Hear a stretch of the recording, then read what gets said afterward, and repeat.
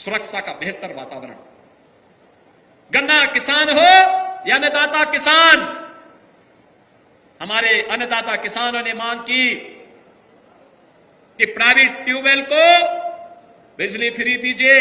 16 lakh tubewell थे, सभी लोग विरोध कर रहे थे। हमने कहा भी अन्नदाता किसान खुशहाल होगा तो देश खुशहाल हो जाएगा, और उसको 16 लाख ट्यूबवेल की बिजली बिल सरकार देगी, अन्नदाता किसान नहीं देगा। हमने देना प्रारंभ कर दिया,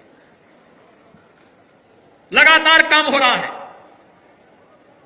ये सब कुछ के बावजूद मैं आप सबसे अपील करूंगा, ये जो सुखद वातावरण है, ये सुखद वातावरण समृद्धि की दिशा में आगे बढ़े। प्रधानमंत्री मोदी जी के विजन के अनुरूप विकसित भारत और आत्मनिर्भर भारत की संकल्पना को पूरा करने के लिए जो उन्होंने संकल्प लिया है, हर भारतवासी को इस संकल्प के साथ जोड़ा है। उस संकल्प के साथ जोड़ने के लिए आवश्यक है कि हर भारतवासी उसमें प्रयास करे, हर स्तर पर यह प्रयास होना चाहिए, और आधी आबादी को भी उसमें स्थान मिलना चाहिए। 16, 17, 18 को मैं धन्यवाद दूंगा राष्ट्रीय लोकदल के अध्यक्ष और केंद्रीय मंत्री माननीय जयंत जी को, जिन्होंने नारी शक्ति बंधन अधिनियम यहां पर उन्होंने उसका पहले भी समर्थन किया था, और आज फिर उन्होंने कहा कि पारित होना चाहिए। मैं आप सभी से अपील करूंगा, जितने भी यहां पर महिला प्रधान हैं, क्षेत्र पंचायत समिति के सदस्य हैं, प्रमुख हैं, जिला पंचायत के अध्यक्षगण हैं, जितने भी महिला प्रतिनिधि चेयरमैन के रूप में हैं, उन सबसे कहूंगा वे अपने प्रस्ताव पारित करके सभी दलीय नेताओं को भेजें, और सबसे अपील करें, आधी आबादी को अब प्रतिनिधित्व देने का समय आ गया है, और उसको लिए 33% सीट बढ़ाने के बारे में जो प्रस्ताव आ रहा है, ये आज की आवश्यकता है। इसलिए मैं आप सबसे अपील करूंगा, जब ये सारे अवसर मिल रहे हैं, बड़े निवेश हो रहे हैं, और लाखों नौजवानों को नौकरी और रोजगार की गारंटी मिल रही है, तो हमें जाति और पाति में बटना नहीं है। याद रखना, हम जब भी बटे थे तो तब भी कटे थे।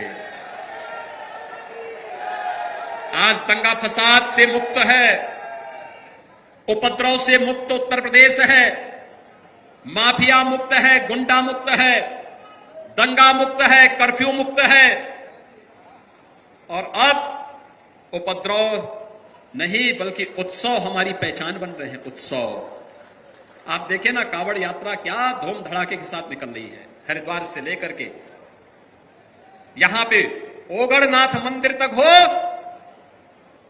या फिर हमारे अन्य पवित्र सभी शिवालयों तक, करोड़ों की संख्या में, क्या यूपी, क्या हरियाणा, क्या राजस्थान, क्या पंजाब, क्या दिल्ली और अन्य राज्यों के भी भारी संख्या में श्रद्धालु आकर के पूरी यात्रा में सहभागी बनता है।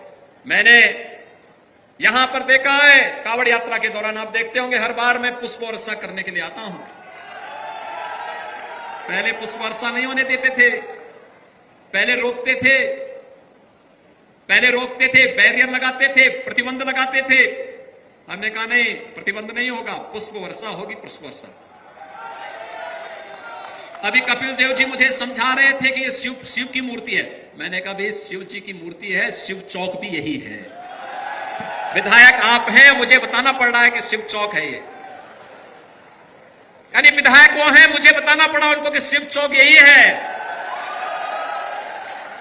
क्योंकि अब उनका ध्यान तो नगर निगम और रोडवेज के बस स्टेशन की तरफ चला गया है। बहनों और भाइयों, विकास और विरासत की इस यात्रा को एनडीए शानदार तरीके से आगे बढ़ाएगा, मजबूती के साथ, बिना रुके, बिना डिगे, बिना झुके। हर बेटी को सुरक्षा देंगे, हर व्यापारी को सुरक्षा देंगे, हर नौजवान के काम को हाथ को काम देंगे, और हर अन्नदाता किसान के खेत को पानी देने के संकल्प के साथ उसकी उपज का अच्छा दाम उसे मिले, ये सरकार की गारंटी है। सरकार उसको पूरी तरह निभाने का काम करेगी। मैं उन सभी अन्नदाता किसानों को आश्वस्त करता हूं, अभी उनकी फसल खड़ी फसल के समय अतिवृष्टि और ओलावृष्टि के कारण जो नुकसान हुआ है, मैंने आज सुबह भी बैठक ली है, इससे पहले भी मैं 2-3 बैठक ले चुका हूं, सर्वे की रिपोर्ट मंगा चुका हूं, कुछ जिलों की बाकी है। मैंने कहा किसान प्रधानमंत्री किसान बीमा योजना से तो पैसा मिलेगा ही मिलेगा, लेकिन साथ साथ आपदा राहत से भी अतिरिक्त सहायता उन किसानों को मिलनी चाहिए, यह अन्नदाता किसान को मिलना चाहिए।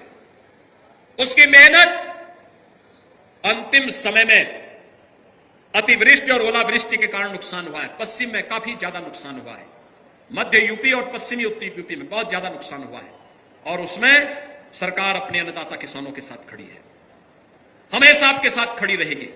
मैं आप सबको इस बारे में फिर से आश्वस्त करता हूं। बहनों और भाइयों, आप परिश्रम करिए, मेहनत करिए। हर अन्नदाता किसान को, हर श्रमिक को हम सम्मान देंगे, हर बेटी की सुरक्षा हम करेंगे, हर बहन की सुरक्षा की गारंटी देंगे, हर नौजवान के हाथ को काम और रोजगार उपलब्ध करवाने का काम सरकार कराएगी। इसलिए हम लोगों ने कहा, यूपी पुलिस में जब भर्ती की बात आई तो हमने कहा 20-20 सीटें बढ़ा दो बेटियों के लिए। आप सोचो, 17 के पहले कुल 10,000 महिला पुलिस कार्मिक थी और आज है 44,000।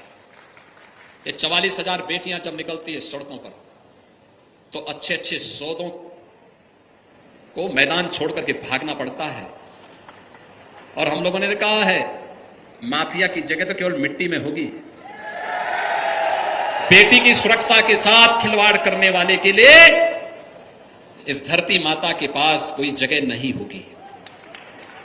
और इसलिए बहनों और भाइयों, हम सब आगे बढ़े मजबूती के साथ। ये जो रोजगार के अवसर आए हैं, जिनको रोजगार मिल रहा है, नौकरी की गारंटी मिल रही है, वे शान से अपना सर्टिफिकेट लेंगे।